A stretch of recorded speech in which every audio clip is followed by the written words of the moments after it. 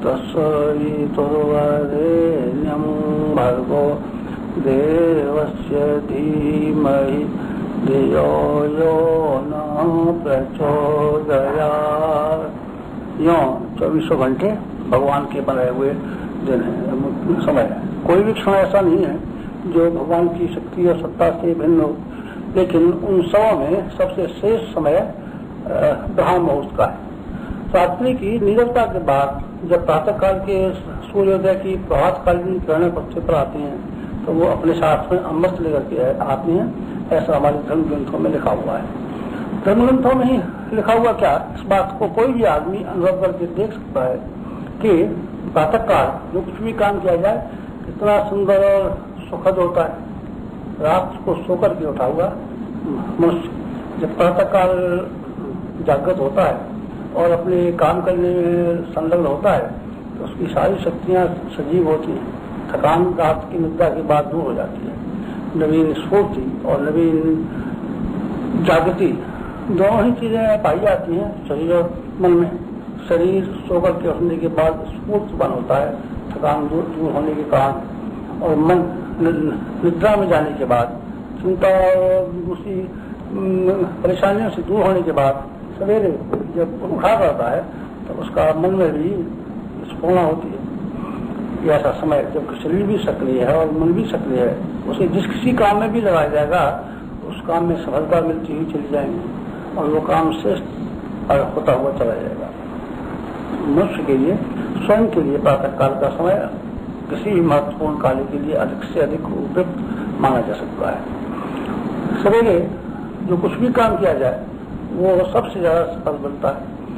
व्यायाम करने वाले लोग, पहलवान लोग अपनी व्यायाम करने के लिए सवेरे का प्रातः काल का ही समय निर्धारित करते हैं। अखाड़े में चले आते हैं, सुबह जल्दी उठते हैं और व्यायाम करना शुरू करते हैं। आपने कोई भी ऐसा पहलवान दुनिया में देखा न होगा जो 9 बजे तक सोया करता हो, 9:30 बजे उठता हो, टट्टी जाता हो, दोपहर को 11 बजे घंटे बैठक करता हो और 12-2 बजे तक बैठक करता हो। ऐसा कहीं देखा है? कहीं नहीं। तो ऐसा अगर कोई पहलवान निकलना चाहेगा तो उससे कभी भी सफलता नहीं मिलेगी। यही बात विद्यार्थी के संबंध में है। कई विद्यार्थी ऐसे भी होते हैं जो सवेरे 9 बजे तक 8 बजे तक सोया करते हैं और रात को 12 बजे तक पढ़ते रहते हैं।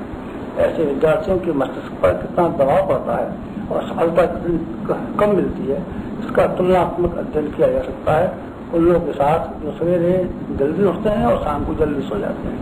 थका हुआ मस्तिष्क उतना अच्छा काम नहीं कर सकता जितना विश्राम लिया हुआ।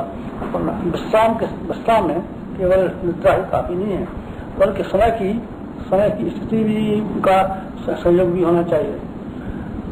समय की स्थिति में सूरज जैसे जैसे बढ़ता जाता है वैसे वैसे वातावरण गर्म होता जाता है।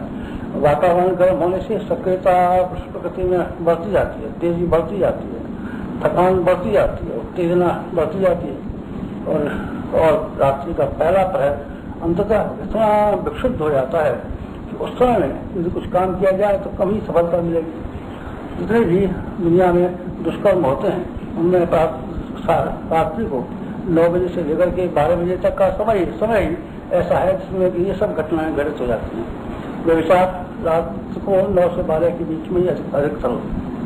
हत्याएं 9 से 12 के बीच में होती हैं। डकैतियां और चोरियां 9 से 12 के बीच में होती हैं। जितने भी दुष्कर्म होते हैं, शराब पीने वालों की भीड़ जो पाई जाएगी रात्रि को 9 से 12 के बीच में पाई जाएगी। रात्रि का ये जो पिछला वाला प्रहर है, मध्य वाला प्रहर है, ये इतना भयानक है कि उसमें कुछ भी काम किया जाए वो सब गलती होता चला जाएगा।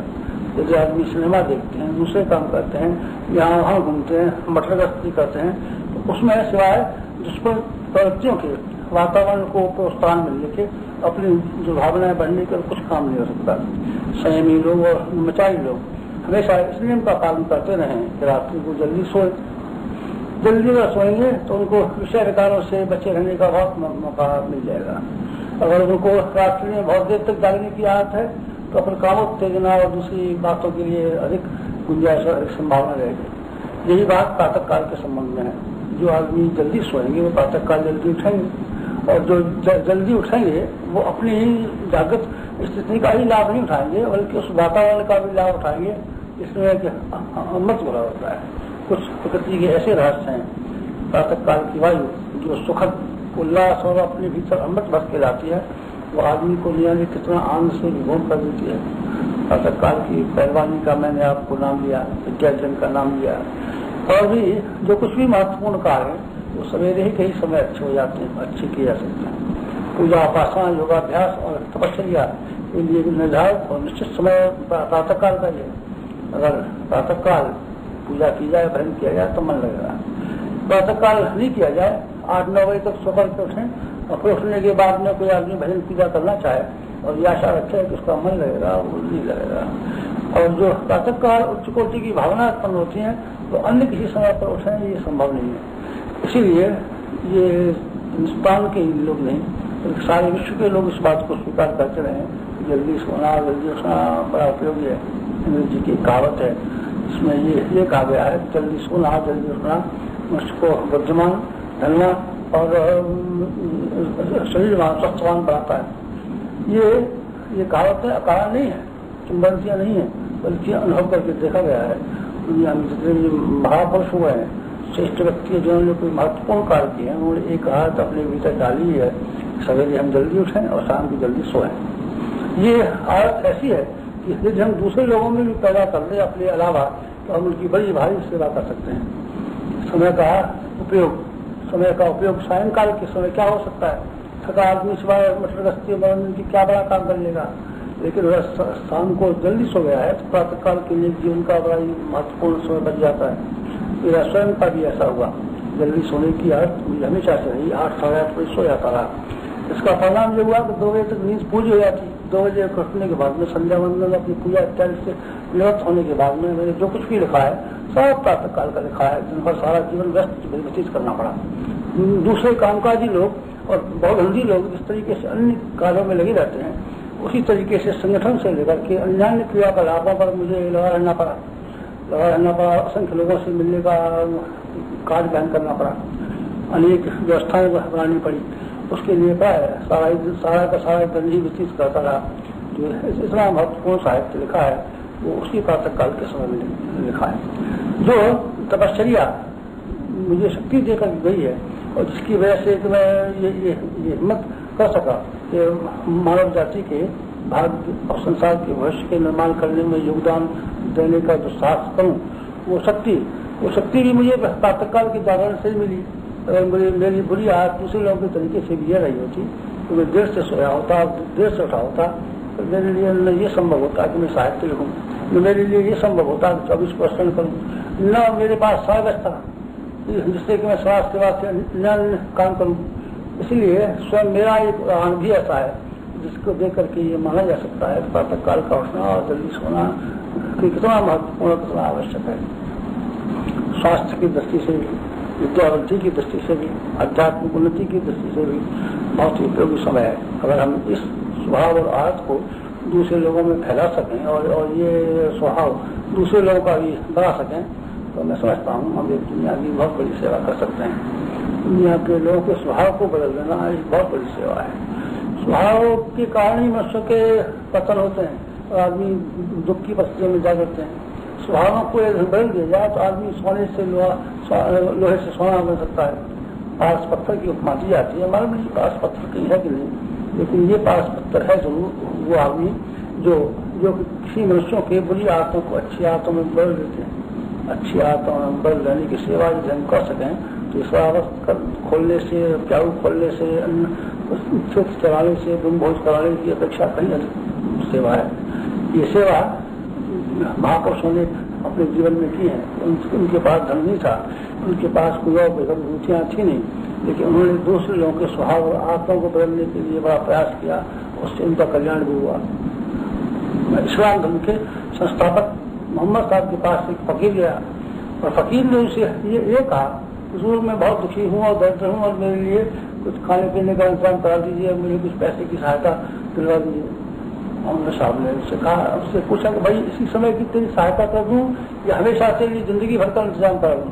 उन्होंने कहा अगर आप सारी जिंदगी का इंतजाम करा दें तो बहुत ही अच्छा है, अब मैं मुझे रोज रोज भीख न मांगनी पड़े।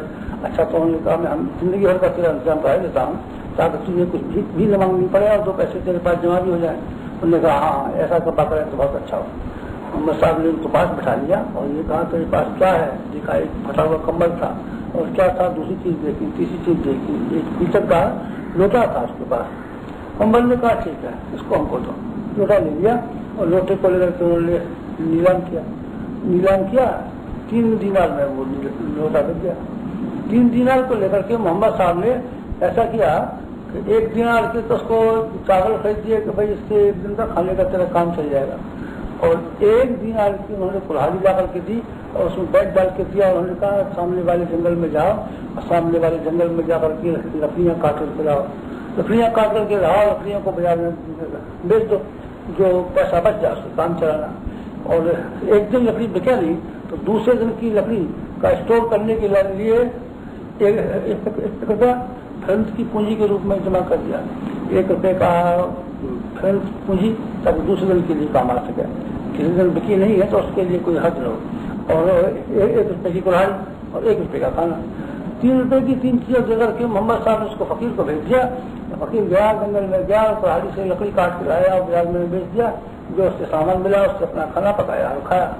इस तरीके से क्या होता रहा कि 1 महीने बाद मोहम्मद साहब को फिर उस फकीर से मुलाकात हुई और उन्होंने ये पूछा तुम्हारी हालत क्या है? तो उसने अपने जेब में से 5 दिनार निकाल के दिखाई और उन्होंने कहा कि मैंने कपड़े भी अच्छे बनवा लिए इस महीने में और मैंने अपने खाने पीने का भी अच्छी चीजें मुहैया कर ली। बरसवत भीख में जो चीज मिलता था उससे मैं अच्छा खाता हूँ, अच्छा पहनता हूँ और 5 रुपया मैंने अपने जमा भी कर लिए हैं इस महीने में। मोहम्मद साहब ने कहा ठीक है तो ये अब सही राह मिल गई तो आइंदा जो कुछ भी उन्नति करना चाहेगा इसी रास्ते पर कर लेगा। आदमी की कलाई में, आदमी की भुजा में बहुत सामर्थ्य और बल भरा हुआ पड़ा है। अगर उस सामर्थ्य और बल का इस्तेमाल मनुष्य कर ले तो यानी अपनी समस्या को कैसे हल कर सकता है कि आज हमको दूसरे लोगों को सिखानी चाहिए। ये दुनिया की सबसे महत्वपूर्ण सेवा है। यदि हम उसको मूल्य समझ सकें तब उनको ये करना चाहिए कि प्रातः काल उठने की आदत दूसरे लोगों के भीतर भी डालनी चाहिए। इसके लिए पुराने समय में कई तरह के प्रयोग किए जाते थे और संत महात्मा इसके लिए प्रयास भी करते थे। इस समय तो नहीं लेकिन बहुत समय की बात मैं कह रहा हूँ, 25 वर्ष पहले की। फकीर और साधु लोग आया करते थे और गली गली और मोहल्ले मोहल्ले में जाकर के चौराहे पर खड़े होते थे और आवाज अलख निरंजन की लगाते थे, अलख निरंजन अलख निरंजन, और चिमटे बजाते थे और चिमटे बजाने के साथ साथ में वो घुंघरू बजाते थे ताकि लोगों को ये मालूम पड़ जाए प्रातःकाल का समय हो गया, सोकर के उठे। और मंदिरों में जो पूजा आरती होती है, पूजा आरती में जो घड़ियाल और शंख वगैरह बजाए जाते हैं उसका भी उद्देश्य यही है कि प्रातःकाल का ब्राह्म मुहूर्त में लोग जान जाए कि ब्राह्म मुहूर्त हो गया है और जो आदमी सोए हुए हों उनकी आंखें खुल जाए उठ करके अपने काम से में चालू हो जाए। मुसलमान फकीर पहले आते थे और वो गांव में घूमते थे और घूम करके एक चौराहे पर खड़े हो जाते थे और कोई ऐसे कविताएं उर्दू की कहते थे इसमें भगवान की भक्ति का और जीवन के उद्देश्यों का ज्ञान होता था। ये शिक्षाएं ये सारी क्रियाकलाप बड़ी उपयोगी है। मंत्रों में शंख बजाने से लेकर के और अलख निरंजन की आवाज लगाने तक और फकीरों के द्वारा प्रातःकाल गाना गाए जाने तक ये कितनी महत्वपूर्ण बातें हैं इसको हम शायद ही समझ सकें। हमने शायद उन क्रियाकलापों को निरर्थक माना हो लेकिन उनके पीछे जो उद्देश्य पे पड़े हैं वो निरर्थक नहीं है, बड़ी महत्वपूर्ण उद्देश्य है। ये कार्य आगे भी जारी रखा जाना चाहिए। हमको सवेरे उठाने की आदतों को आगे बढ़ाने के लिए कई कदम उठाने चाहिए। सभा सोसाइटियों में अक्सर ऐसा होता रहता है, संस्थाएं ऐसा करती रहती हैं, प्रभात फेरियां निकालती हैं। प्रभात फेरियों का मतलब यह है कि जब आदमी थका हुआ मस्तिष्क नहीं होता, जागृत मस्तिष्क होता है, थोड़ी खुमारी होती है, चारपाई पर पड़ा रहता है, थोड़ी जागृति भी आ जाती है, उस समय कोई भजन या कीर्तन या कोई शिक्षा या कोई गान उन लोगों को दिया जाए तो अपेक्षा तो अधिक अच्छी तरीके से सुन समझ सकते हैं क्योंकि उनका मस्तिष्क शांत होता है। उस प्रातःकाल का उपयोग ये प्रभात फेरियों के रूप में राजनीतिक संस्थाएं, सामाजिक संस्थाएं, धार्मिक संस्थाएं पढ़ाया किया करती हैं। ये उपयोगी बात है और आवश्यक और अच्छी बात है। इसका इसी पद्धति का उपयोग हमारी निर्माण शाखाएं भी कर सकते हैं और वो बहुत ही महत्वपूर्ण ढंग से पूरा किया जा सकता है। एक कार्य अपनी बहुत सी संस्थाओं ने प्रारंभ किया है, वो कितना उपयोगी है। अभी भी कई संस्थाओं ने टैप रिकॉर्डर खरीदे हैं और उन पर संगीत के गायन के टैप किए हैं और अपने यहाँ लाउड स्पीकर किसी ऊंची जगह पर लगा दिए हैं, पेड़ों के ऊपर अथवा किसी मंदिर की ऊंची मीनार के ऊपर, शिखर के ऊपर या ऊंचे मकान के ऊपर खंभे गाड़ के बांध दिए हैं और 2-4 लाउड स्पीकर लगे हैं, नीचे उन टैप रिकॉर्डरों के द्वारा जो गाए हुए टैप की वो भजन है उसको लगा देते हैं और सारा का सारा गाँव दूर दूर तक सुनता है। और वो सवेरे का न केवल सोकर के उठ ही बैठते हैं, तो लेकिन जैसे प्रातः काल उठते हैं वैसे उठने के साथ साथ उनको प्रेरणा, दिशाएं, शिक्षा और भावनाएं मिलती हैं। उससे उसका प्रत्यक्ष कोई लाभ दिखाई न पड़ता हो, लेकिन परोक्ष रूप में ये देखा जाए तो उसका जरूर लाभ मिलेगा। मनुष्यों के मन और बुद्धि और चित्त और अहंकार के ऊपर एक अच्छी छाप पड़ेगी। ये क्रिया बहुत सी शाखाओं ने प्रारंभ की हैं। अपने यहाँ से ग्रामोफोन के रिकॉर्ड कुछ दिन पहले बनाए गए थे और उन रिकॉर्डों को भी ऐसा किया गया है कि रिकॉर्ड प्लेयर ग्रामोफोन मशीन आती है, उसके ऊपर उन रिकॉर्डों को बजाया जाता था। उसमें लाउड स्पीकर लगा करके चारों सुना जाता था। बड़े उपयोगी थे, बड़े आनंद और संगीत को गढ़ने वाले, भावनाओं से लहराने वाले वो गायन थे, उसको लोग सुनते थे, जाने कितना आनंद उठाते थे। इस तरह की अनेक प्रक्रियाएं हैं जो हम लोग जागृत कर सकते हैं, प्रभाव क्रियाएं जागृत की जा सकती हैं। कीर्तन कई लोग खंड कीर्तन करते रहते हैं और रात के बहुत करते रहते हैं। उन लोगों को और एक जगह करते हैं, इससे आदमी को परेशानी भी होती है, जिनको नींद आने वाली है उनको नींद सब चट जाती है। कई बीमार होते हैं जो सोने के उसमें मूड में होते हैं, कई विद्यार्थी होते हैं जो पढ़ने के इच्छुक होते हैं, कई दूसरे काम करने वाले होते हैं। उनके लिए एक जगह पर बहुत समय तक लगातार अल्लाह में मस्ती रहने से कई आदमी को असुविधा होती है, कई आदमी उससे प्रसन्नता प्राप्त करने की अपेक्षा खींच अनुरोध करते हैं। अच्छा ये हो जिन लोगों को कीर्तन में भगवान की भक्ति का प्रसार करना हो, प्रातःकाल निकल पड़ा करें, तो एक छोटी संगीत की मंडली बना लें, टोली ले और जगह जगह जगह जगह गली गली मोहल्ले मोहल्ले पे भगवान का नाम और कीर्तन का यश गान गाए और लोगों को जागृति की प्रेरणा दें, दिशाएं दें। जहाँ लोगों को स्वयं गाना नहीं आता वहाँ एक छोटी सी ढकेल दी जा सकती है और ढकेल पर लाउड स्पीकर लगाया जा सकता है। उसमें ये टैप रिकॉर्डर और ये रिकॉर्ड रखे जा सकते हैं। वहाँ को एक आदमी एक छोटी सी थैली लेकर के चल रहे, उस पर मशीनों को थोड़ा चलाना सीख ले, अभ्यास कर ले, रिकॉर्ड बदल दिए, थोड़ा टैप का संबंध मिला दिया उसमें, तो जगह जगह जगह जगह गली गली गली गली मोहल्ले मोहल्ले घर वो संदेश फैलाए जा सकते हैं जो इस युग के लिए आवश्यक है। जो आदमी जो आज के आदमी को जिस खुराक की जरूरत है वो खुराक है जिसमें उसको नैतिकता की दिशा मिल सके, भावनात्मक उत्कर्ष की दिशा मिल सके। यह खुराक अत्यंत आवश्यक है। दूसरी खुराकें भी जरूरी है। शरीर के लिए दूध की भी आवश्यकता है, घी की भी आवश्यकता है, मेवा मिठाई की भी आवश्यकता पड़ सकती है। कब मैं कहता हूँ कि गेहूं की जरूरत नहीं है, तो उसकी सब भी जरूरत है। लेकिन इन सब चीजों से ज्यादा जो आदमी को जरूरत है इस समय वो आदमी की अध्यात्म खुराक है। अध्यात्म खुराकें मिलना मृतों से बंद हो गई और हमारी जीवात्मा भूखा रहने लगा। किसी आदमी को भूखा रहना पड़े तो कब तक जिंदा रहेगा, कमजोर होता ही जाएगा, दुबला होता ही जाएगा, बीमार होता ही जाएगा। बिना खुराक के बिना कब तक आदमी जिएगा? और बिना खुराक के बिना हमारी भावना है और हमारा मस्तिष्क और हमारी विचारणाएं और हमारी अंतःकरण कब तक जिएंगे? स्वाध्याय हमारे जीवन की एक अनिवार्य आवश्यकता थी, लेकिन भुला दिया लोगों ने, दृष्टि चली गई बस। इसी प्रकार के भगवान की भक्ति के भजन और कीर्तन भी आत्मा की खुराक का पूरा करते थे। लेकिन कैसा गंदा समय आ गया कि वो सारी की सारी चीजें सिनेमा की गीत और दूसरी संगीत की चीजों में छीन लिए गए।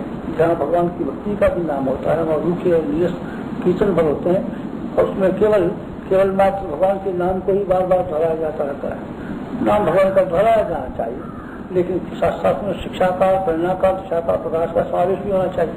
वो भजन किस काम को, उसमें राम का नाम तो बार बार लिया जाए लेकिन कोई शिक्षा प्रेरणा न हो। वो कीर्तन किस काम के? देवताओं का नाम तो सवाल लिया जाए लेकिन उन देवताओं के संदेश और निर्देश का उद्बोधन और ज्ञान जरा भी नहीं कराया जाए। ये सारी की सारी आवश्यकताओं को हमारी शाखाएं पूरी कर सकते हैं और हम लोग पूरा कर सकते हैं। प्रातःकाल का भजन कीर्तन धर्म में हो सकता हो, आरती की प्रक्रिया बढ़ाई जा सकती है। उनको हम में से हर एक को ये प्रयास करना चाहिए कि हमारा सारा घर सोकर के उठे प्रातःकाल स्नान वगैरह करे, भगवान का भजन करे, थोड़ा सा कीर्तन और भजन और सत्संग हमारे हर घरों में हो।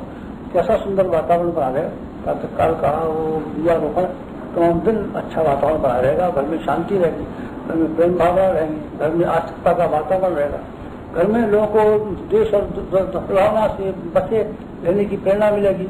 अगर अपने घरों में इस तरह का प्रातःकालीन वातावरण बना सकें तब घर के तर्जी से भी तन को नहीं रहना चाहिए, बल्कि एक कदम और भी आगे बढ़ाना चाहिए। ये कदम स्त्री के सिवा आगे बढ़ाया जा सकता है जैसे कि मैंने अभी निवेदन किया कि देखा जाए कि जहाँ हम रहते हैं, गली में, मोहल्ले में, गांव में हमारा निवास है, वहाँ क्या हमारे लिए संभव है कि हम किसी न किसी प्रकार से कोई ऐसा प्रयास करें जो लोगों को कारण कटवी न मालूम पड़े, जिससे आदमी के को रोष और नाराजगी भी पैदा न हो। ये भगवान के नाम और भगवान की शिक्षाओं के साथ साथ जुड़े हुए कीर्तनों के द्वारा, भजनों के द्वारा संभव है कि आदमी नाराज भी न हो और सो करके जग भी जाए।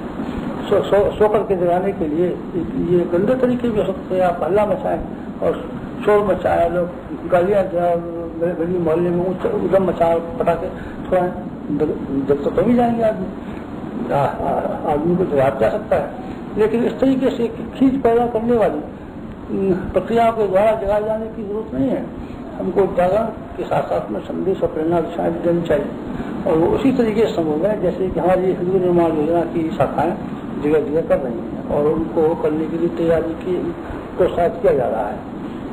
निवेदन किया था जो प्रातःकालीन संध्या वंदन और जो मंदिरों की आरती का जो प्रकरण था यही था।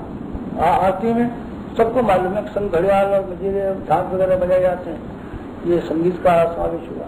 ये सबको जानता है कि जब मंदिरों में आरती होती है तब कोई न कोई भजन गाए जाते हैं, कोई न कोई कीर्तन गाए जाते हैं, आरती गाई जाती है। इसका अर्थ से हुआ उस वाद्य यंत्रों के साथ साथ में और कोई शिक्षा और प्रेरणा और उत्साह भगवान की भक्ति का उल्लास की शिक्षा दी जाए। मंदिरों में जो कार्य प्रातःकाल की आरती के समय होता है उस कार्य को हमको और भी सुविधाजनक बनाना चाहिए और उस लाभ को केवल मंदिरों की चारदीवारी में अथवा उसके समीपवर्ती लोगों तक सीमित न रहने के लिए बाहर भी फैलाना चाहिए। वही कीर्तन, वही घड़ियाल, वही संघ जमले एकदम मशीनों के माध्यम से घर पहुंचा सकें तो और सुविधाजनक होगा। सारे के सारे वाद्य यंत्रों को लिया करके गली मोहल्ले सारा अपने वाद्य बजाने वाली और गाना गाने वाली शायद हमको न मिले और रोज रोज शायद हमको न मिल सके। अगर मिल सकते हो तो बहुत ही अच्छी बात है। 2-4 आदमियों की टोलियां बनाकर इनके मीठे गले हैं और जिनको गाना आता है, थोड़ा बजाना आता है, तो स्वयं अगर 2-4 की टोलियों में निकले और प्रत्येक गली के चौराहे पर और प्रत्येक मोहल्ले के नाके पर वैसे भजन सुना गीत गाएं तो कैसा अच्छा हो। ये उनकी बहुत बड़ी सेवा हो सकती है और ये कोई परमात्मा का कम महत्व का काम नहीं है, ये ज्यादा अच्छे महत्व का काम माना जा सकता है। तो वैसा संभव नहीं है, गायक नहीं है, वाद्य यंत्र नहीं है और गायकों का सहयोग नहीं है, तो मशीन ने और विज्ञान ने जो सुविधाएं दी है उनको हमको लाभ कर उठाना चाहिए। प्रातःकाल पुराने समय में पुस्तकें हाथ से लिखी जाती थी और हाथ के कागज बनती थी। अब मशीन के बने हुए कागज और छापे खाने की साइज से और छापे खाने की मशीनों से किताबें छापी जा सकती हैं, तो उसका लाभ क्यों नहीं उठाया जाना चाहिए। यही बात संगीत के संबंध में भजन भक्ति के बारे में है।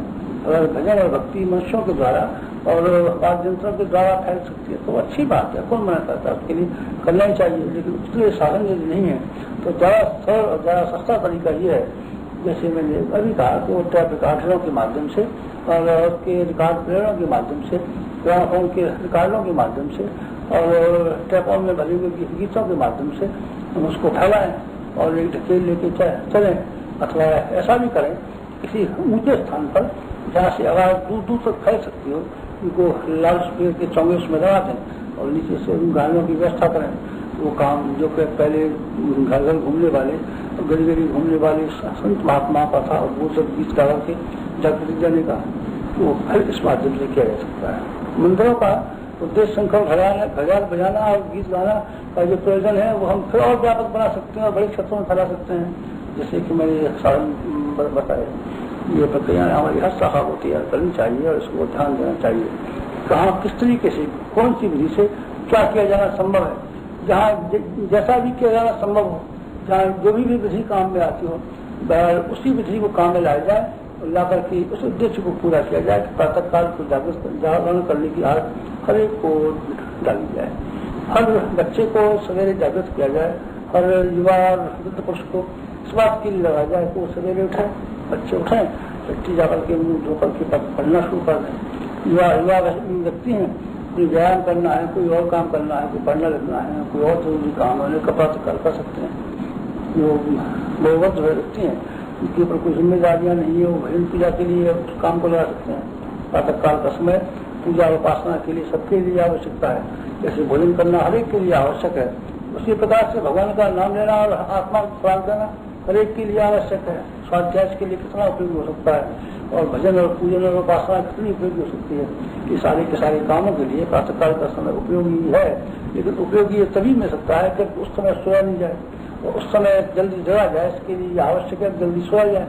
अथवा अर्थात अगर कोई आदमी विलम्ब से सोएगा तो जल्दी उठेगा तो बीमार पड़ेगा। इसलिए जहाँ जल्दी जगने की आदत को डालना जरूरी है, वहाँ ये आदत भी डालना जरूरी है, जल्दी हम लोग सोएं। जन धर्म में इसीलिए ऐसा था कि वो लोग जल्दी रोटी खा लेते ताकि जल्दी पेट भर जाए, जल्दी नींद आ जाए। ये जन धर्म का सिद्धांत संभव है इस कार्य से भी रखा गया हो, हम जल्दी सोएगा, जल्दी रोटी खा, जल्दी खाए। जल्दी उठना और जल्दी सोना निस्संदेह जीवन को स्वस्थ बनाता है, समृद्ध बनाता है, आदमी को बुद्धिमान बनाता है। ये लाभ स्वयं को और अपने परिवार को और अपने पड़ोस को दे सकते हैं। ये जिनको जल्दी जागृत जीने की आदत डालने के लिए जो उपाय करें, इसके लिए थोड़े से उपाय प्राचीन काल में किए जाते थे, थोड़े से उपाय अब मैंने बताए। इसके अतिरिक्त स्वयं को आदत डालनी चाहिए। अपने संबंध में रहने वाले, कुटुंब में रहने वाले वातावरण का ऐसा प्रभाव ऐसा बंद करना चाहिए कि हर आदमी घर में जल्दी सो जाए और हम सब लोग जल्दी उठें।